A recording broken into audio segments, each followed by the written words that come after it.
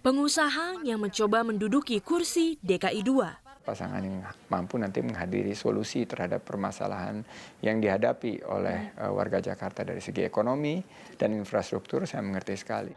Meski menjadi calon wakil, namun mampu menopang suara. Ditopang oleh Sandi gitu, menjadi suntikan elektoral. Kenapa? Karena Sandi adalah, dia berlatar belakang satu-satunya itu wakil yang menjadi latar belakang pengusaha. Muda, kaya raya, dan tampan.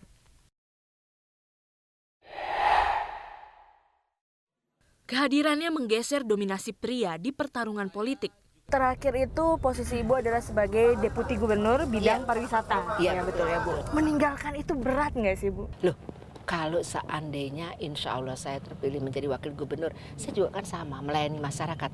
Cuma yang lebih besar lagi. Setelah puluhan tahun mengabdi di pemerintahan, Ini melengkapi apa yang menjadi pertanyaan publik. Apa pengalaman Agus? Memang tidak terlalu punya pengalaman di pemerintahan, tetapi jangan lupa ada Bu Silviana. kini ia maju menjadi ibu bagi ibu kota. Assalamualaikum warahmatullahi wabarakatuh.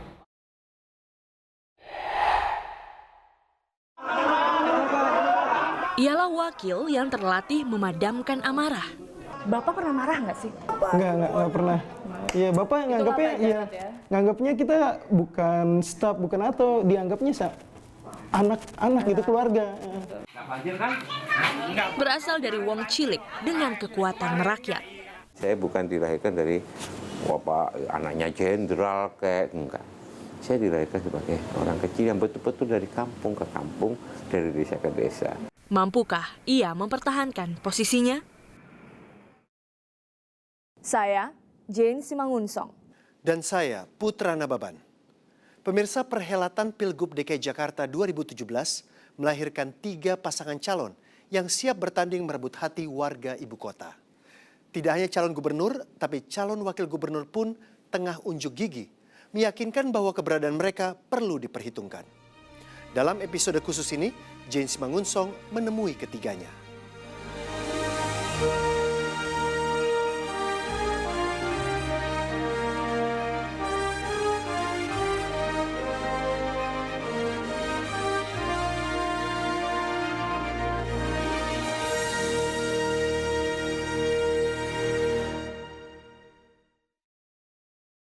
Pengusaha muda Sandiaga Uno mencoba mengulang kesuksesan Joko Widodo. Banting setir dari pengusaha menjadi penguasa.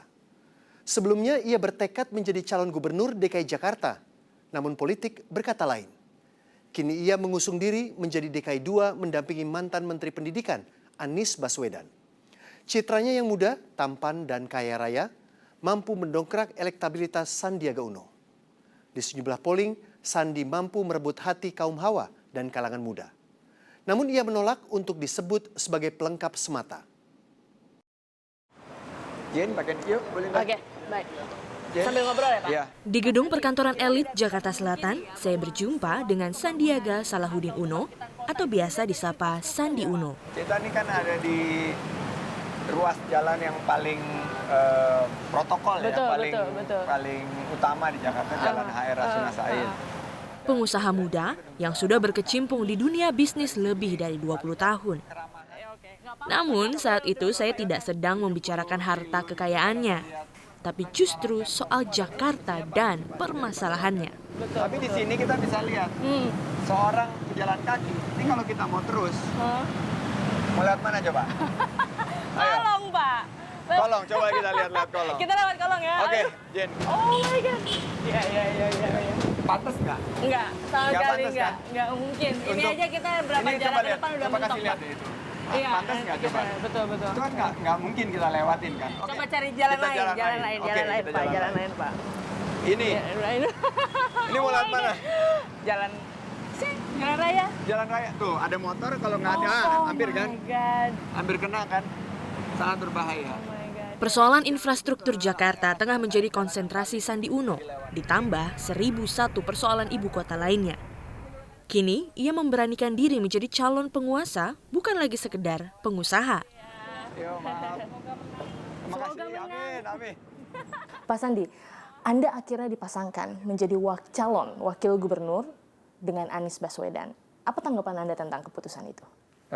Saya bersyukur, alhamdulillah ini keputusan yang menurut saya sebuah pilihan yang betul-betul menangkap aspirasi dari warga Jakarta. Pasangan yang mampu nanti menghadiri solusi terhadap permasalahan yang dihadapi oleh warga Jakarta dari segi ekonomi dan infrastruktur. Saya mengerti sekali Mas Anies nanti akan menangani masalah institusi dan manusianya, termasuk bidang pendidikan. Kita memulai sebuah ikhtiar untuk ikut memperbaiki Jakarta. Kita ingin membuat Jakarta yang lebih baik bagi semua. Partai Keadilan Sejahtera dan Gerindra mengusung mantan Menteri Pendidikan Anies Baswedan sebagai calon Gubernur DKI Jakarta dan Sandiaga Uno sebagai calon Wakil Gubernur DKI Jakarta. Sebuah keputusan yang di luar prediksi karena sebelumnya Sandiaga Uno lah yang sejak awal muncul dan memperkenalkan diri sebagai bakal calon gubernur. Almost 10 months, 10 bulan, and in the beginning orang-orang udah thought that you'll be the number one gitu calon DKI Saya 1. juga begitu. Saya juga berpikir saya bakal nomor 1. Lalu apa yang terjadi kemudian? Apakah ini satu yang mengecewakan untuk Anda atau justru ini strategi berbeda atau bagaimana? Saya tidak kecewa sama sekali dan saya malah gembira bahwa selama 10 bulan ini saya itu menyadari sekali bahwa pemilihan pemimpin daerah mau di Jakarta atau di daerah lain, terutama Pilgub DKI ini bukan tentang saya. Bukan tentang Sandi Uno, bukan tentang Gerindra juga, bukan tentang Prabowo, tapi tentang apa yang masyarakat Jakarta inginkan untuk masa depannya.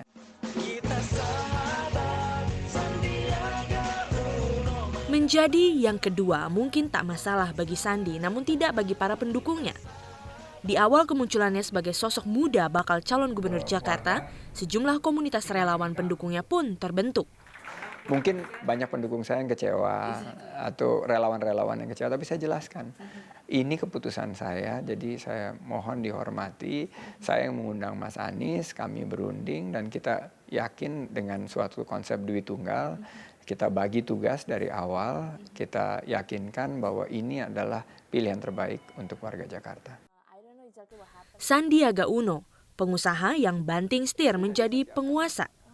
Ini menjadi musim pertamanya merambah jagat politik.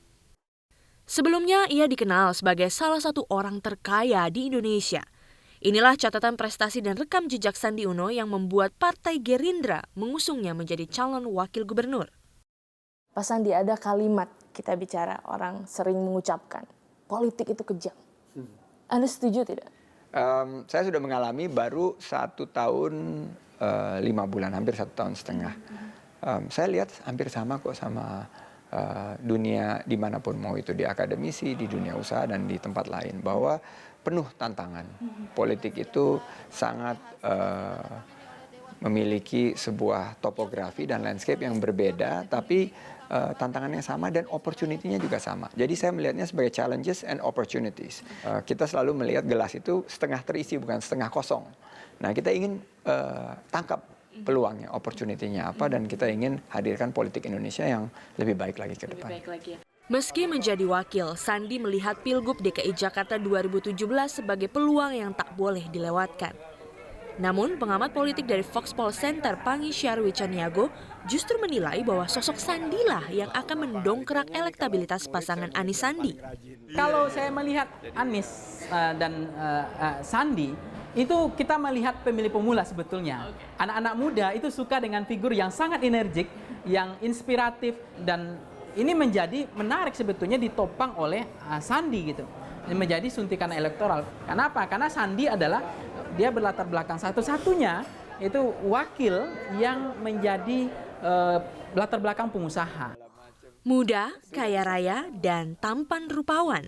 Menurut Pungi, kombinasi ini tidak bisa dipungkiri dapat meningkatkan nilai elektabilitas Sandi Uno di mata kaum hawa. Mengingat ada banyak karakter pemilih di ibu kota. Benar nggak sih seberapa besar pengaruh good looking gitu di dunia politik sebenarnya? Ya, kita paham betul ketika SBY maju jadi presiden.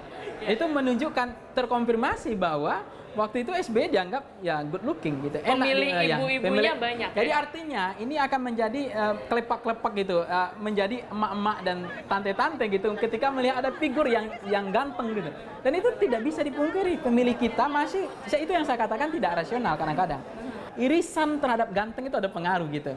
Nah, saya ingin katakan bahwa apakah orang sering mengatakan tidak ada menentukan kegantengan, tapi saya katakan itu sangat menentukan juga gitu. Saya jadi bilang manusianya mesti dibangun, makanya saya... Namun Sandi menolak dirinya hanya pelengkap semata. Ia mengklaim pasangan Anies Sandi adalah pasangan sempurna yang memiliki kekuatannya masing-masing. Nantinya seperti apa sih gaya kepemimpinan Anies Sandi itu? Gaya kepemimpinan kita tegas, tapi tetap humanis. Tegas itu artinya bukan beringas ya. Tegas itu adalah tetap menyentuh hati. Ibu kami adalah teman sekelas saat kuliah. Konsep kita bekerja sama. Ini pasangan calon yang bisa panggil, bro, gitu. Hello mas bro, gitu loh. Chief atau apa. Kita cair sekali. Saya kenal beliau dan kita bagi tugas ini.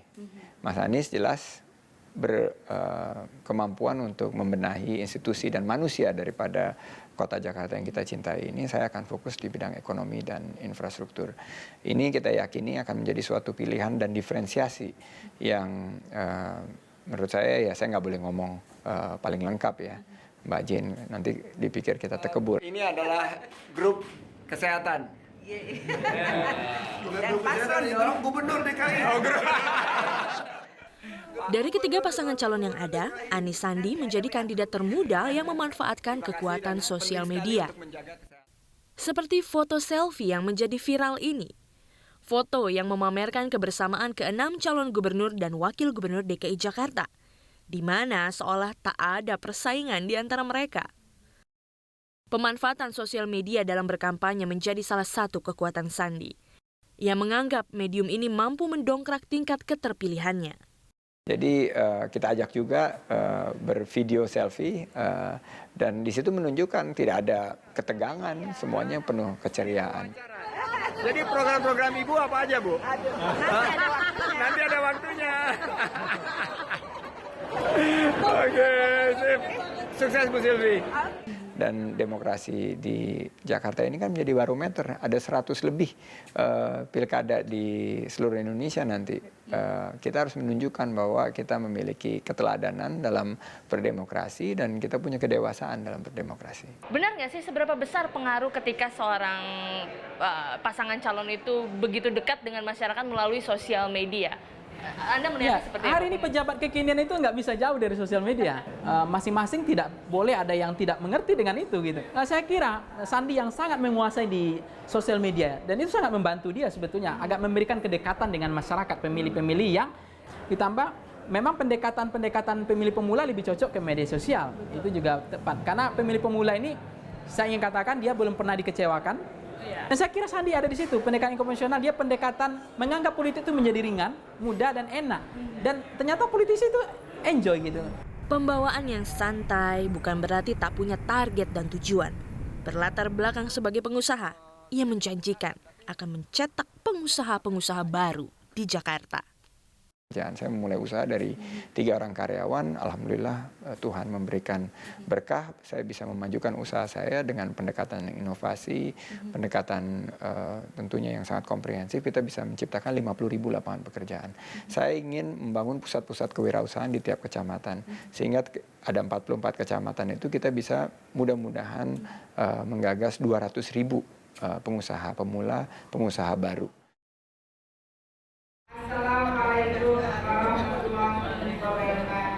Sosok perempuan yang mempercantik Pilgub DKI Jakarta 2017, 360 segera kembali.